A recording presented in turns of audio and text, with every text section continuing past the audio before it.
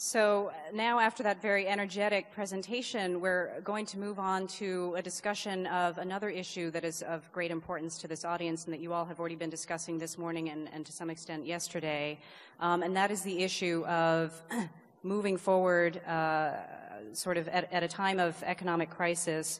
This next panel is going to address the issue of if we stop growing, which a number of countries, this is a problem for them right now, have we been failing? So without further ado, let me bring up to the podium here, or to the stage, and people can take their seats, a very distinguished panel, a very panel of great variety that I think is going to engender a lot of debate during this next hour. And at the same time, this is going to be a panel where you, the audience, will also hopefully participate. As in one of the previous panels, you're invited to send questions while everybody is speaking up here that we could be able to ask the panel members during the discussion. Afterwards, there's going to be a straight Q&A session with all of you for about 15 minutes or so. But in the meantime, you should feel free to send questions via Twitter, SMS, to the addresses that are listed above. And we're also going to be sending you, the audience, some questions to answer while we're up here discussing this issue. So without further ado, let me start by welcoming Daniel Cohen up to the stage here. He is a distinguished economics professor at the École Normale Supérieure, and he's also vice president of the Paris School of Economics, as well as the director for the Center for Economic Research in Paris. He's also a member of France's equivalent of, in the United States, the Council of Economic Advisors to the French president. He's a major voice in European and the European and global economic discussion, and he's also a specialist in sovereign debt issues, which really puts him right in the middle of the current crisis. Mr. Cohen defines himself as a pragmatic economist, which is always nice to hear. And he takes that to the next level in his new book, which is entitled Homo Economicus, The Lost Prophet of Modern Times. And basically, in the book, he analyzes the cracks in the Western model as well as what the equilibrium should be between competition and cooperation. I'd also like to welcome Juliet Schor up to the podium.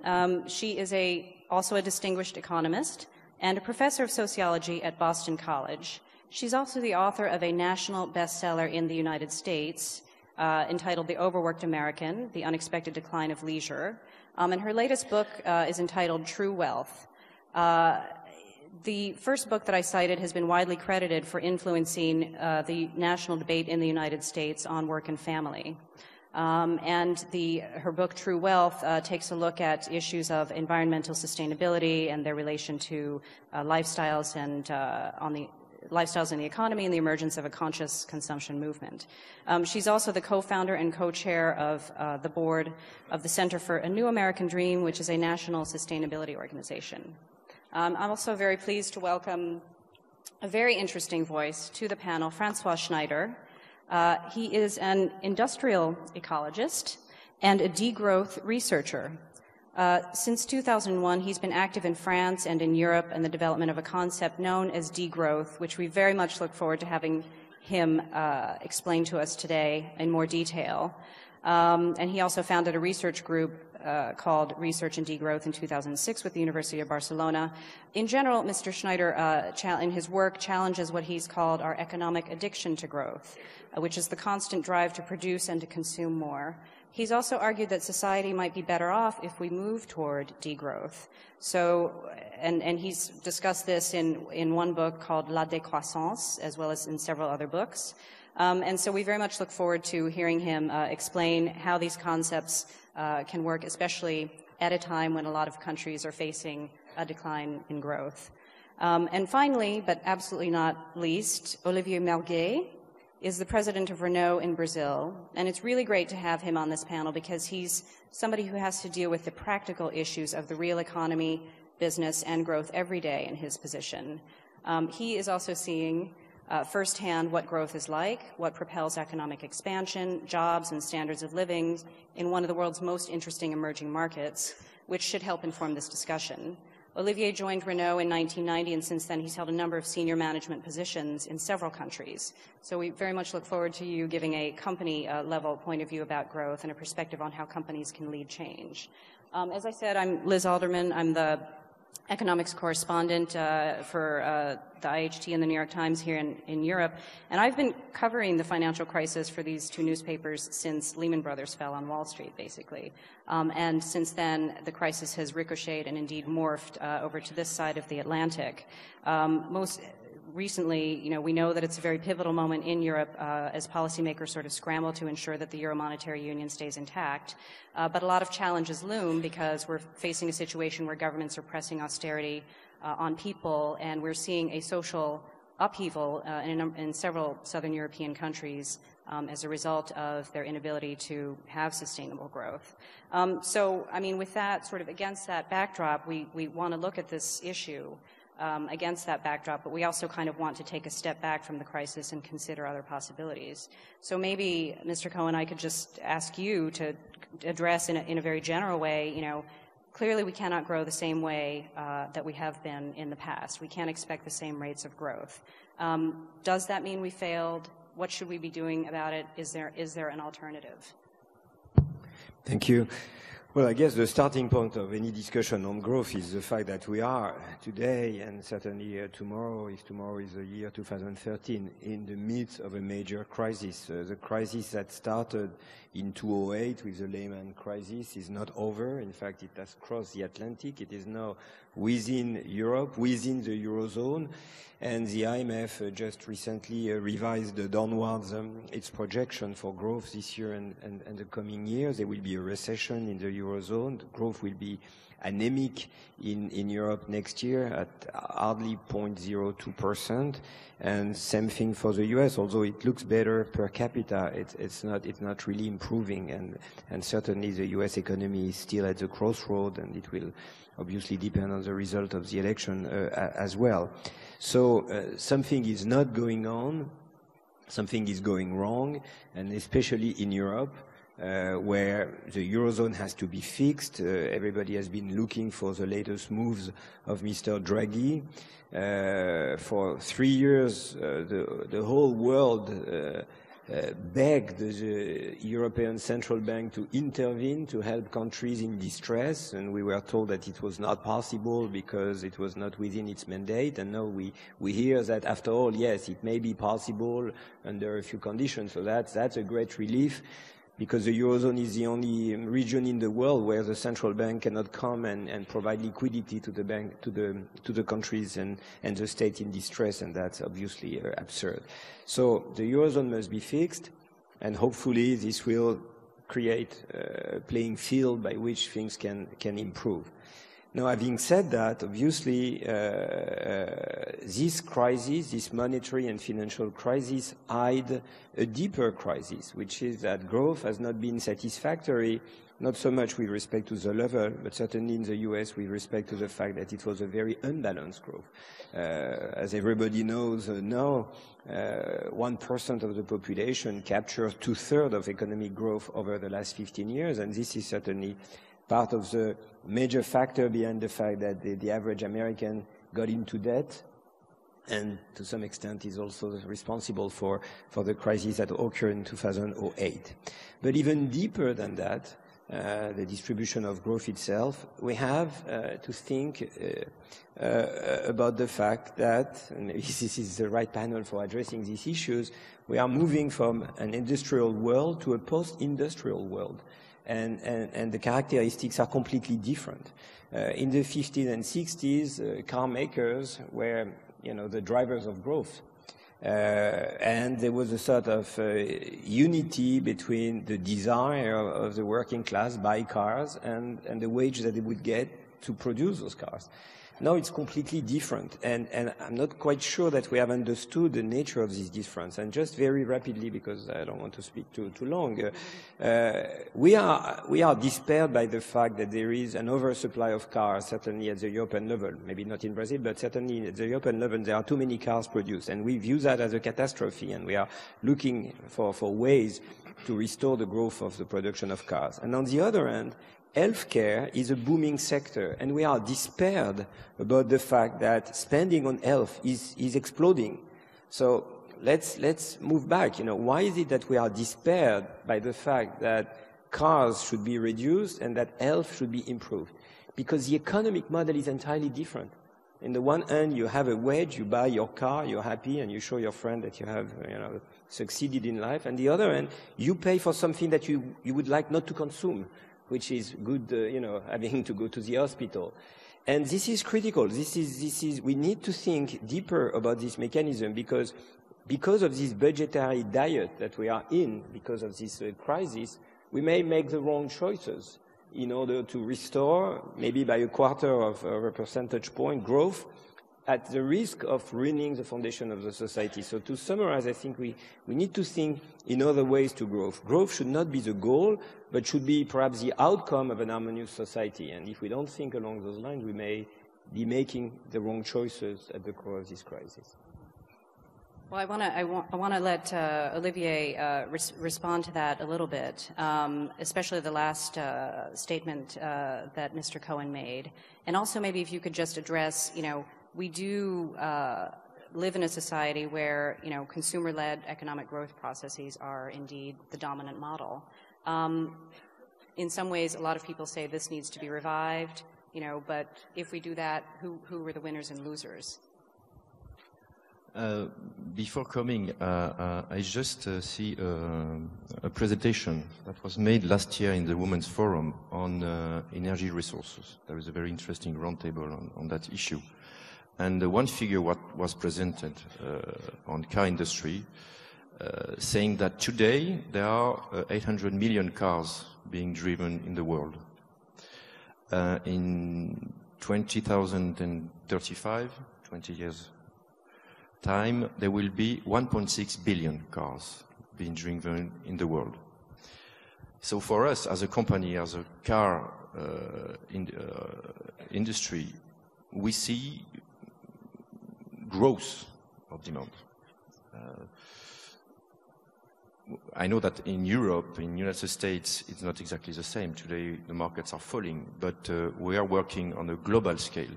And on a global scale, today, the economy is growing. In Brazil, for example, today you have 150 cars per 1,000 inhabitants. In Europe, 600. So 600 in Europe, the market seems to be a bit saturated. But I think there are reasons for hope. Most of the inhabitants of the planet are outside Europe, outside United States. So I think we have to get a double focus. A focus on emerging markets, where clearly there is growth today in Brazil, in Russia, India, China, tomorrow Africa, Indonesia, Malaysia. And those markets will be growing for a long time. And we have another issue to address, in that in Europe, specifically, the markets are declining, and they're going to be declining for a long time. So this is a very complicated issue because we have to find other levers, maybe not to grow, because growing in Europe today seems to be a bit utopic, but not to fail and not to decrease because we have to get profitable. So in Europe there are other levers. Yesterday I was participating on a very interesting roundtable on that issue, 1 hour and a half, speaking about what can we do to revive growth in Europe. It's a very hard issue. There is no one response. But for sure, what I think is that as companies, we have to take growth where it is. So today it is in the emerging market, and it's good for Europe. Because when a European company as Renault is growing outside Europe, it brings innovation, development of cars made in parts in Europe. It brings works for suppliers in Europe. In every country where we are in the world, we import 20-30% of components from Europe. So it's a positive thing that emerging countries be growing. Now, we have to be very aware about this alert in Europe. As a company, we cannot be blind and only work on emerging markets. So in Renault, how do we contribute to try to find a solution in Europe with innovation? There is today a very great concern, and we know the problem of emission and oil consumption. This is a collective issue, and people today want to get more clean cars. I have two sons, two boys. They like cars. All the boys like cars. But today, when they speak about cars, they meet two things. One, design. They want beautiful, they love beautiful cars. And electric. And this car is electric or not? And if this car is not electric, it's not a good thing. They are absolutely convinced that electric is the right way. Electric protect the planet. So as a company, we know the problem of oil emission, and we decided to challenge the problem. And we imagine the electric vehicle. So we go far beyond the reduction of emission. We want to invent cars that don't have any emission, zero emission. And we put $4 billion in the table to invent those cars. What I want to say is that the company have to take his part of the finding a way in that crisis, but we can't do it alone.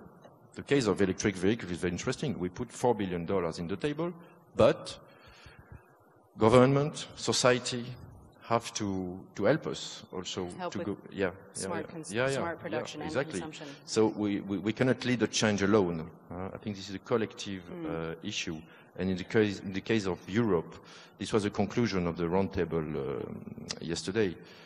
More than ever in Europe, companies, governments, union, civil society have to sit to understand what is happening, find the solution, and try to emerging markets not to be in trouble in 20 or 25 years as Europe is.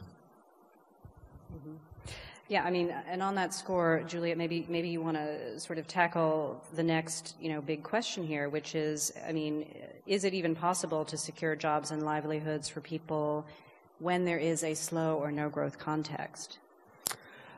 Yeah. Let me start by making 3 quick points to reinforce some of what has been said and sort of give you a sense of where I'm coming from. So the first is that I think the old model in which GDP growth automatically created jobs is dead.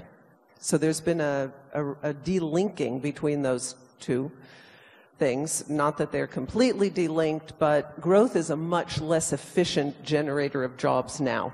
And the old model, which said just gin up the, rev up the economy and hope that the jobs trickle down, is a bad way to go. Why has this changed? Globalization is a key part of it, but technological change is really important now because we can produce things with very little labor compared to the past. And that's a good thing if we can figure out how to adjust our economic model to it. So that's the first. Second, I agree with the general sentiment here that high growth may be unattainable in wealthy countries. And we could talk more about why that is, but I think we need to be realistic about that, which I think the panel has been for the most part. The third point is climate. And it's really important because at the moment, and yes, absolutely, how are we producing that electricity? So the feed is saying here, zero emission vehicles without clean electricity. So how is that electricity being produced? Key point, we haven't yet delinked carbon emissions from growth. And until we do, we need to focus on carbon because we are in a climate emergency. And for rich countries, additional growth is marginally beneficial. The key point for rich countries is to figure out job creation, the provision of incomes. adding a couple of % a year to GDP is much less important. We're the carbon legacy countries. We put 2/3 of the carbon in the atmosphere there through our past growth process. And continuing to emit carbon and other greenhouse gases for our growth process means that we are causing declining food yields and starvation in Africa. We're causing the flooding in Bangladesh. We're leading to heat waves and wildfires in Europe and North America. This is the cost of growth today. So what we need to do first and foremost is put decarbonization on our agenda and figure out how to then have adequate jobs, employment, and income provision in a period of a kind of emergency or a crash program to clean energy and decarbonization. So, how do we do that? Marilyn Waring talked yesterday about time use, and she said, you know, after making that very important critique of GDP and what it really is, and not sort of fetishizing expansion of GDP, she said, we need to think about how we use our time. And it turns out that this is absolutely key to solving both the carbon problem and unemployment. So my research shows that in OECD countries, between 1970 and the present, the average working hours of a country are very strongly related to their carbon emissions. And in fact, a 10% reduction in average annual hours of work leads to a 15% reduction in carbon footprints. This is the direction that we need to go to create more employment. So continue using productivity growth to reduce hours of work, as some countries have done. And in other countries like my own, the UK, Sweden, there are a number of countries where they're going in the opposite direction, where we have rising hours of work and also high carbon footprints. I think this is really the way. It's a policy that solves both problems at once. It's employment enhancing and it's carbon reducing. No, I mean, that's a very interesting argument, and actually it leads us very well into what Francois is going to hopefully explain to us a little bit about. First of all, I should say there was a very interesting question that just was SMS'd in from the audience on this topic. The question is, restoring growth, why are we fixated? We cannot continue to do so at the cost of the planet. So Francois, this is not too far off, I think, from some of the things you want to tell us. I mean, why do you sort of argue that growth of this sort could possibly only lead to conflicts or even crisis? Well, I think we are right now in a very special time in history of women and also men, actually. Until now, we have sought for more resources, for more. And now we have to seek for less. Actually, the solution doesn't lies in less consumption and production. I think that right now, for example, the way the question is phrased, which is, do we fail if we stop growing? I think we fail if we continue seeking to grow. And I mean by grow, it's like to grow the capacity to exploit natural resources, to exploit people. It's what I mean, which is not exactly GDP. GDP is a wrong measure. It's not, doesn't make actually sense. But it's very, and I think the solution lies. It's what we defend in research on the growth at the university in our little group. That we have to find a new equilibrium within a degrowth society, which has different set of institutions. That is, right now everything is geared to grow, but growth is not anymore possible. And it's not anymore possible because because the resources are not there in the future. They're not there because we have to save the ecosystems. I mean. So in that context, what is a degrowth society? And also, there's another meaning, which I mean, also the meaning of doing all this. We also want to think more on the degrowth society is a society where we don't seek to grow anymore, but where we give importance to relation between people instead of market relation, friendship relations. Where we give a rest to the ecosystems, where we think of the availability of resources, where we make equality something possible, or not. Right now, if the rich country continue to remain the same, but even more if they continue to grow, it's completely impossible for all the rest of the world to fulfill the basic needs. So it's a big problem. Does degrowth mean low growth? No. Degrowth is about consuming and producing less, but as a societal decision at the short term or long term, with for a combination of different concerns, which is like availability of resources, ecosystems, democracy, because we're not in democracy. Growth is just given. There's no debate on it. Do we want to? It should be debated, and we want maybe types of organization that enable more direct participation of people. And this is not possible with the way the economy is organized right now. It's also for the good life, very concerned. Like many people work in things that they don't believe in. It's a big problem that we lose the meaning of life.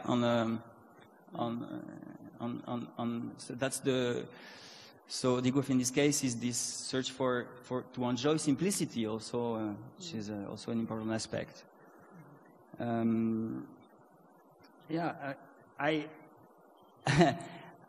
I came here because I really hope that women can think differently than men on these aspects, because until now,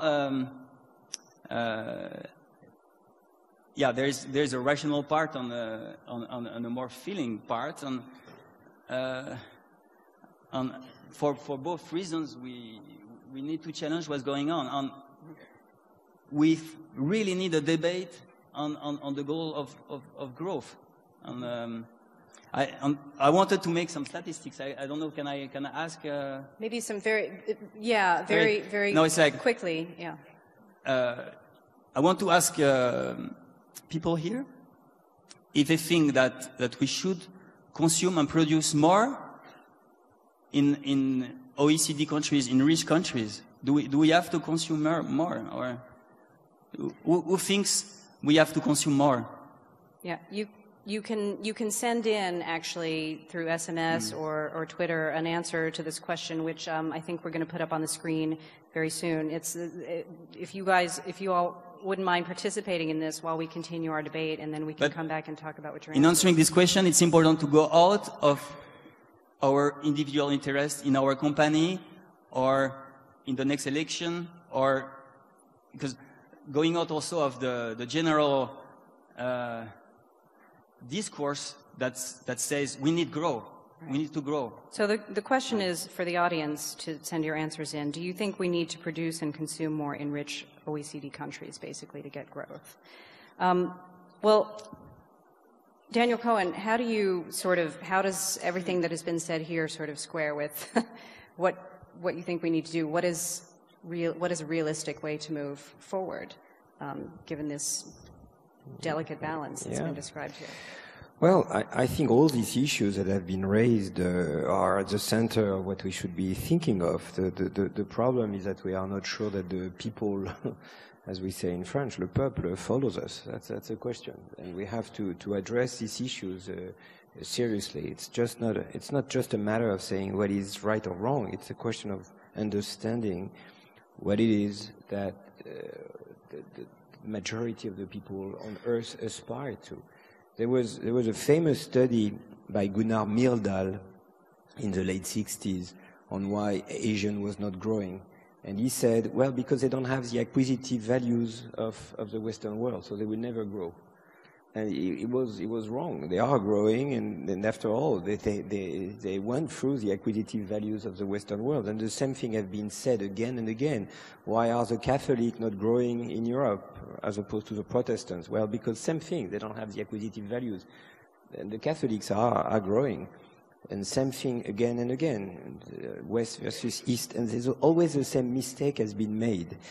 And we have to understand the origin of this mistake. And to summarize it very simply, I should say that of all the utopia of the 18th and the 19th century, almost all of them has been fulfilled. And this is why we can say that we live in a post-modern world from that perspective, to follow up on what Lyota was saying. That is, if you look at the politics, the utopia of a fully democratic society, of course, is never there. There's a lot of things to be fixed, but still, we can see that we are going there, and that democracy is imposing itself. Give or take China and other countries, but we can dream of a world where this will be coming, and we can think of it. Same thing in the 60s, the sexual revolution, the right of the women to have their own bodies and so on. And the discussion that we have now about the role of women in societies, this is coming, this will be coming. We can bet on that somehow. But the thing that is not coming is a dream of a post-materialistic society. All the utopian, the prophets of the 19th or of the 20th century thought that there will come a point where we would stop chasing our needs. After all, Marx's idea of communism is that everybody would have enough resources to fulfill its needs. This is not coming. Not even at the world level, but even in the rich countries. Keynes famously said in the 1930s, well, by the end of the century, the last century, we'll work 2 or 3 hours a day. That will be enough. And the rest of the time will be devoted to the deeper questions of art, culture, the existence, the meaning of life, and these kinds of things. And this is not coming. When you ask people in any surveys, in the US as in Europe or in France, as much as in France, what is it that you need now? 70% of the people respond, more income. And for some people, this is not just, leave away the superfluous aspect of life. For the poorest segment of all societies, which are rich by any standard, the end of the month is up to 10 or 20 euros. There was a number of studies made by the INSEE, the Statistics Institute in France, showing that for the lowest 20% of the population, going to vacation, going to a restaurant, even going to movies is something too expensive to be fulfilled. So we have to understand deeply what is going on that makes our so wealthy societies with respect to any standard in historical perspective? Why is it that we can't manage to reach this post-materialistic age?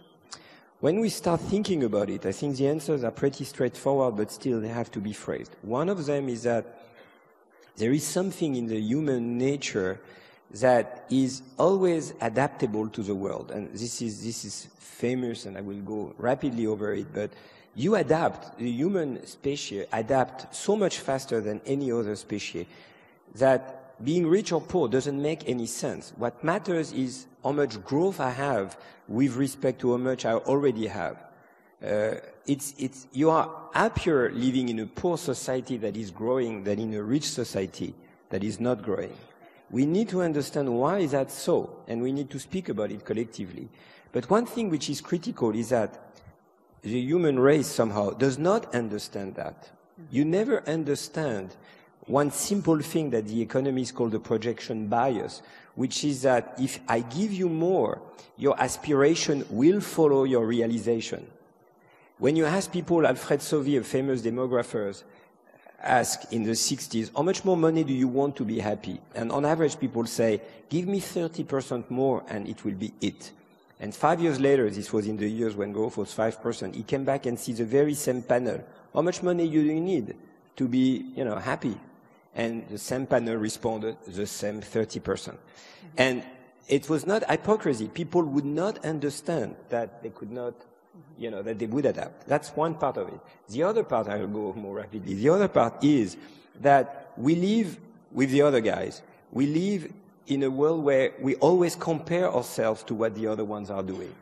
And being rich or poor doesn't mean anything. It's richer or poorer than the other ones. So to some extent, there is an absurd competition, which is like a nuclear race, and nobody is winning it. So that is part of what we should be discussing. Let's cooperate more. But there is something about privation which is deeper than simply trying to do better than the other ones, which is something that Amartya Sen explained. He says, in a poor country, when a guy wants to buy a TV set, you may say, in retrospect, but this is superfluous. You have been living for centuries without a TV set. Why do you want one? And the answer is, I want to do the same as the other guy, not because I compete with them, but because I want to share the same world as the other one. Means of communication, the price of housing, are just the price to pay to be with the other ones. And you can't, on your own, decide, I will stop. If the other one continue, you will become a pariah. You will not buy the phone that allows you to communicate with your friend. You will not see the same image. You will not live in the same place. So individually, we have no choice. And this is why this is a trap. So we need discussion as to how society can influence the individual choice, because on your own, you won't be able to do it. Yeah.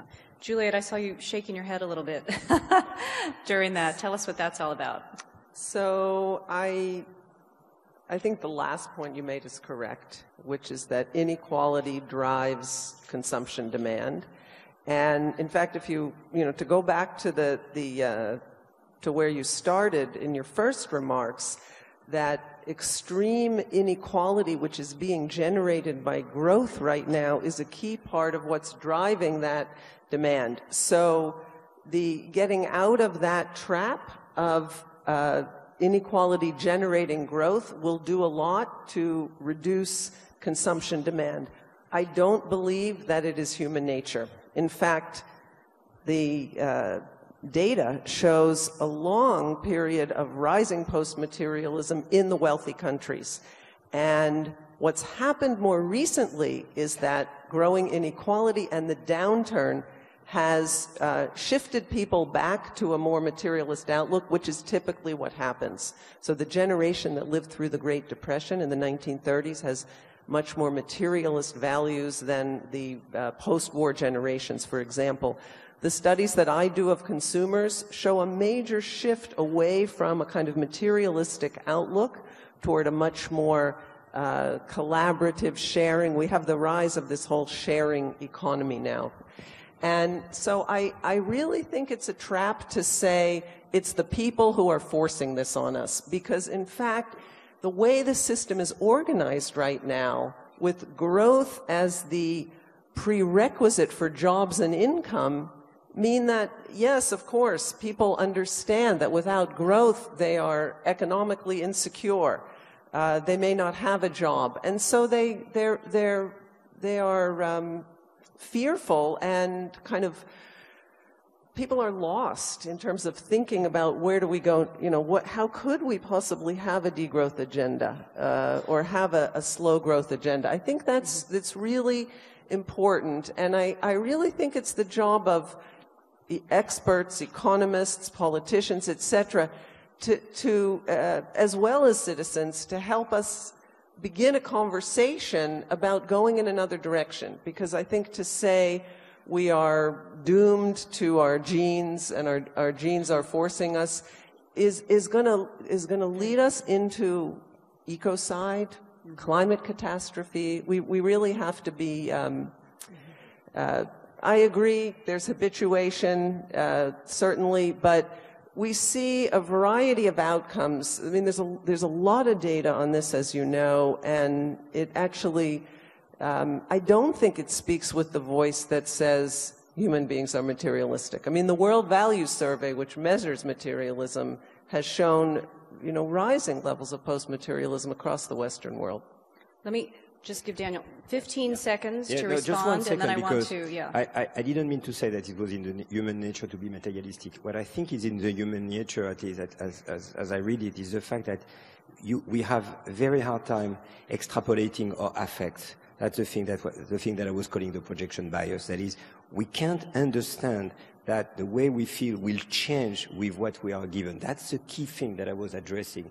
And the literature is full of that. You want a divorce from someone, and she is or he is the one leaving you, and you become despaired, and you cannot anticipate on that. That's his projection bias, right, which I think is in the nature of the reason why we are always disappointed when we are given what we thought was what we wanted. But that's not to say that that's where we need is leadership. You know, that's where we need these conversations and leadership to help us see another way forward.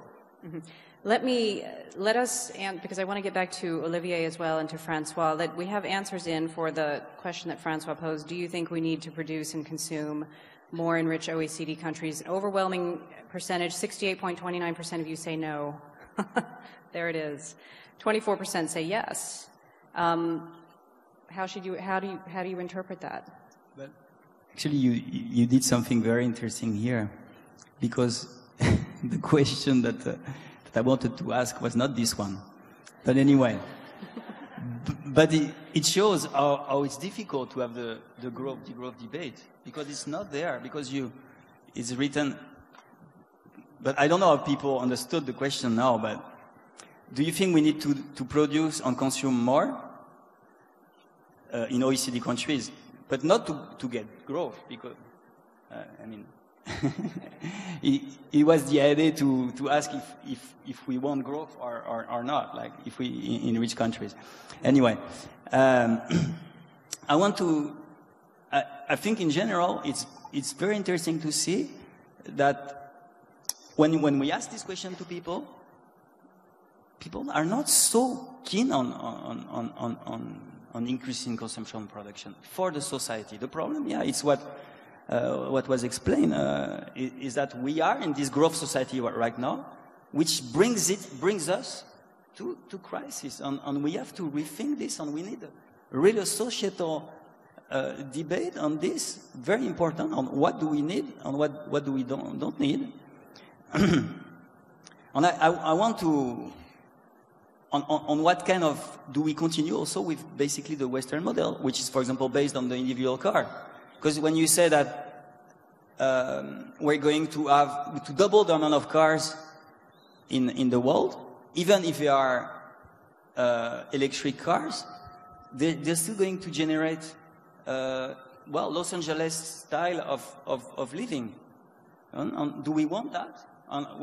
We already have so many problems, not just with the air pollution, but with the type of development that is brought by the car on the plane. I mean, this is just an example. And I think we have to think of another type of equilibrium between what we consume and what we consume, and how much we share, but at a lower level of car use, plane use, of consumption on production. Now this is possible, but it's not possible only individually. We can do something individually, but it's very hard when we are in a pro-growth in society economy. So we do have to think of all this collectively. Let me turn it over to Olivia, because we're rapidly running out of time. Because it's such an interesting subject, we could actually go on for quite a while. But let me let you respond to that for a moment, and then I want to move on to some other questions for you all from the audience. 2 points. The first one, I didn't say that I'm going to double the number of cars. I don't oblige anyone to buy a car. I wish I would say, Liz, please buy 2 cars. Daniel, please. It would be super, very easy. People want cars. They come and they buy cars. Liz, do you have a car? Liz, you have a car? Do I have a car? Yeah. Not right now, actually. Oh, I use public transport, but I used to have a car. Yeah. I used to have 2 cars. No, seriously. We are, as a company, we have to play with the rules of the game. Today, the game is that a lot of people want cars, other people want television, fridge, and so on. So we have to play with the rule of the game and People were planning growth now all these years, since 2008. I mean, we were planning growth on... Yeah, but it's not... we can participate on the reflection if it's good or not, and I think it's a very actual point in Europe. But it's important to know that the company, they can be a vector of transition, but they cannot lead the change. The change have to come from the society, from the reflection. And the second point, what company can do clearly, in our case, is address issues that are known, energy issue. We are doing our best, really, to lower this problem of emission. I give you some example because there was an interesting question of production. One thing is to sell a zero-emission car. Other thing is to produce as less with as less emission as possible.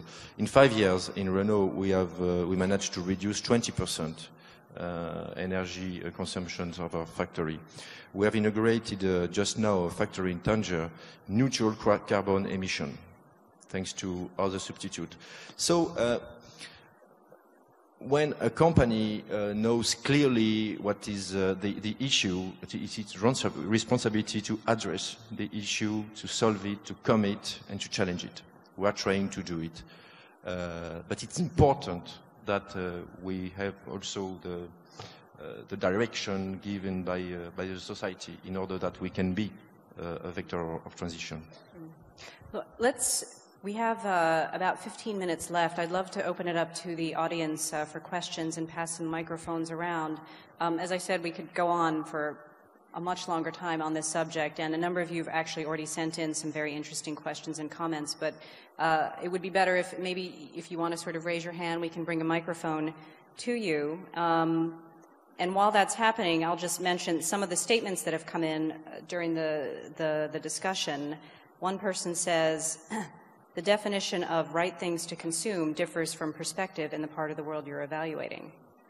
Another person points out, wealth does not create happiness. That's fluffy idealism. It's proven by science. And another person points out that we need to produce and consume more, but with more social responsibility and respect for the environment. So if I could see some hands up, and we could pass some microphones around. This lady in front here. Hello to everyone. I'm from Istanbul, Turkey. I live in an overly populated city of 15 million, and the biggest problem with our quality of life is more and more and more cars. So maybe you will give me your idea about the analogy I'm making. Today, cars will be the cigarettes of yesterday. They will be good for the emerging markets and no longer good for the developed countries. Is that okay? I would like to have your opinion. And also for Monsieur Schneider, I would have loved to buy his idea, and it reminded me of the concept of the kibbutz in Israel. Live happily, all together, share everything. Well, it didn't really work, not even there. So, what Monsieur Schneider says, we have to reach the stage of self-actualization of Maslow's theory of needs. If we are all happy with everything we had in life and we reach the very top, the nirvana, then it can be a very interesting concept that I would love to buy. Thank you. Great observations, great questions. Olivier, you're in the firing line. Go first. I think it's for me. I don't know the car market in Istanbul, but we don't feel guilty by producing car and selling car. It's important to say that. A company as Renault Nissan employs 300,000 people in the world. And I think we give benefit for them. This is the first point. The second point, people need mobility. People need to go from one point to another. So in some country, public transportation is very, very developed. In other, not so. But in all the country, there is a common point between people. Car is a solution for mobility, for people mobility. They need this mobility to go to work, to take their children to school, and we are being part of this mobility. Now, as I said, we know that car industry is probably one of the most produce the more emission of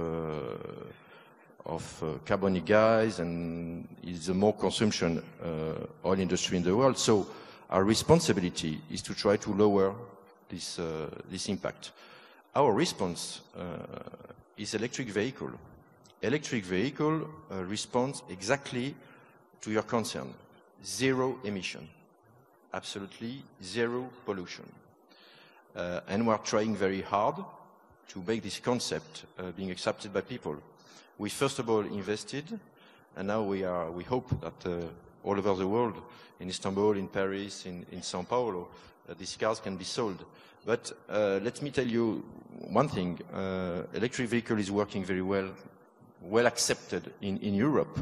In particular in France, we have an incentive from the government because the technology is very expensive. We cannot sell an electric vehicle at the same price as a normal car. But people are not ready today to pay more for an electric vehicle. This is the point. They want to pay the same price. So government have to help us to compensate the price. They are doing that in France, not in all the countries. In Brazil, for example, this is not the case. So what I would say, that once I said again, we need big support of government if we want really reduce the emission of the car. We cannot do it alone. Mm-hmm. Francois, over to you. Yeah, well, about the cars, they are zero. The electric car is zero emission in the city, but not elsewhere, not in general. In Istanbul, the problem was like the traffic jams, also all the danger for the pedestrians. Or I mean, there are other reasons than just emissions. If it's produced from nuclear energy, the electricity, then it's going to also produce radioactive waste. So. We were talking of all the batteries. About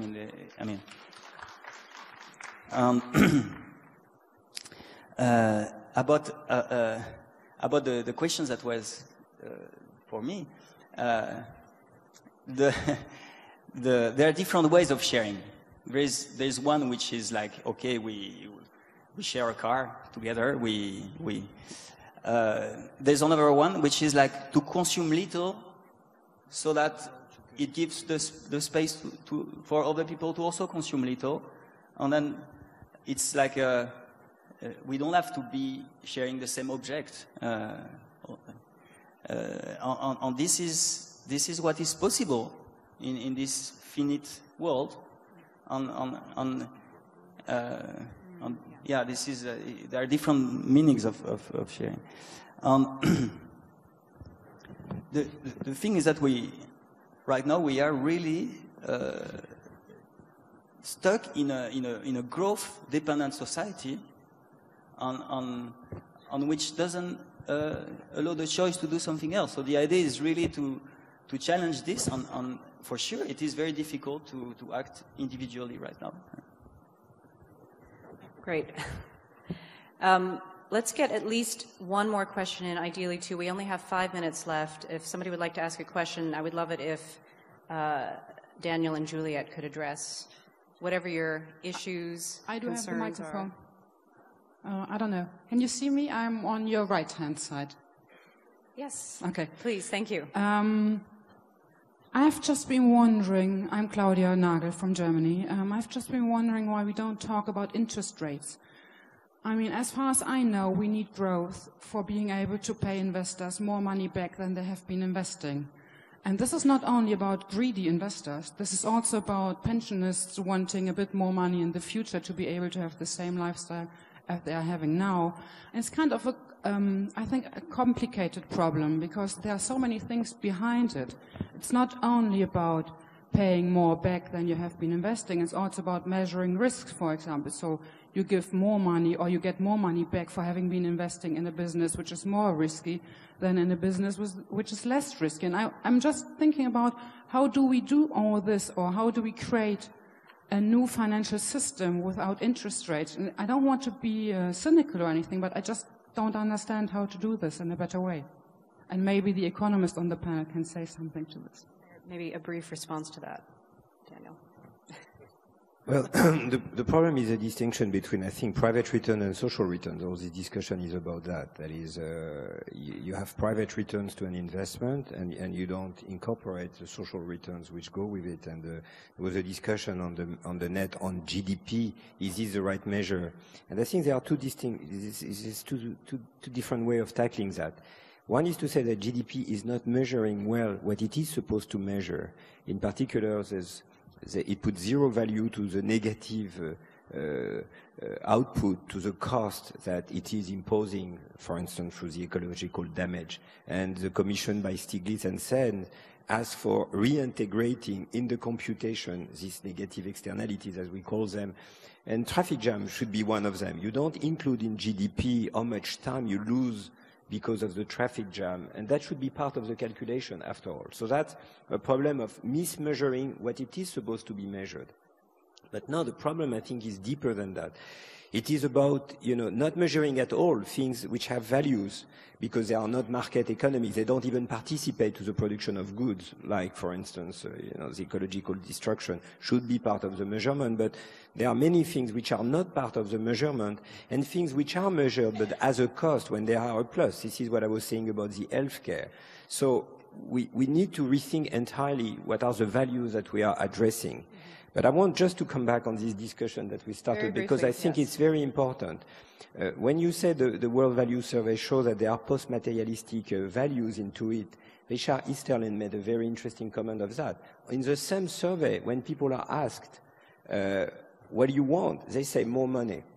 Because I think deeply, and 70% of them say we are in a state of financial distress. And I think we have to understand deeper. It's not just saying to the people, you are wrong. We need to understand the social complexities which, at the end of the day, make people unhappy because they don't have enough resources to participate to the common good. So I think, yes, there is something like an addiction to growth. And the problem about the materialistic values is that they are like a black hole. They sort of become the magnet at the detriment of the other one. And we need to see, you were speaking about leadership, exactly what the political system can do to, at least I would say, create a level playing field between the non-market activities and the market activities. And it's very difficult. Today, in this post-industrial society that I was discussing, most of the interesting goods are non-marketable, or hardly so. Healthcare would be one of them, although this is part of the system somehow. But the internet, there's a lot of creativity where people just go there and in. And the problem somehow, from a market perspective, is that there's no business model, or very difficult to achieve. And so what's the problem that there is not a business model? We have to understand that this is part of the new creativity. Scientific research is hardly into the market system, and that's good as well. So again, we may be doing the wrong decision today in order to enhance the market activities to the detriment of the non-market activities. I think precisely we don't exactly fully, this is a question of political leadership perhaps, we don't fully internalize the value of these goods for the common good. I think that's a perfect note on which to let actually Juliet have the last word on this panel, because I see you're very eager to do that. And then after that, we're going to have to wrap it up, but give us what you have. So the shift to materialist values is very recent. It comes as a result of the economic distress of the current moment and the great increases in inequality that we've had. I think if we can begin to address those, people go back to a situation in which they're looking for other things. If you look at what creates quality of life and there's lots of research on this now. Number one, it's time, and that's time outside of work. Longer working hours erode quality of life. It's social connection. I mean, these are the kinds of things that Daniel is talking about. It's health, both personal and also planetary, because they're connected. The more we pollute, the more we create asthma and other human health problems. It is meaning in life, which is unconnected to growth for the most part. And there's a fifth, which I'm forgetting at the moment. I'd like to speak to the question, maybe not exactly what you were asking, but we have, if you could, in about 1 minute the financial sector in the last period in my country took 40% of all profits, and then it crashed the global economy. This is a rogue sector that needs to be addressed, and that's the core of where you're getting at. It's that disconnect between the private returns and the social. And we're starting things like benefit corporations and worker cooperatives, and they do operate on alternative principles or triple bottom lines and so forth. We really have to expand the notion of what a company, what the purpose of a company is, from just a return to shareholders to much broader social returns. And I think that's a really important part of getting out of this a growth obsession or a growth addicted kind of economy that we're in. Thank you. Well, thank you so much. I think this entire panel, actually the very last comment that just came in from one of you in the audience sums up pretty well a major theme that's run through the course of this discussion, and that is that a new form of growth is a question of societal change, and that needs more leadership than we currently have. Thank you very much for being with us. Please feel free to come up and, speak with our panelists afterwards as you're on your way to lunch. There's plenty of unanswered questions, I know. I wish we had more time, but really appreciate you being with us and for participating in this discussion. Thank you.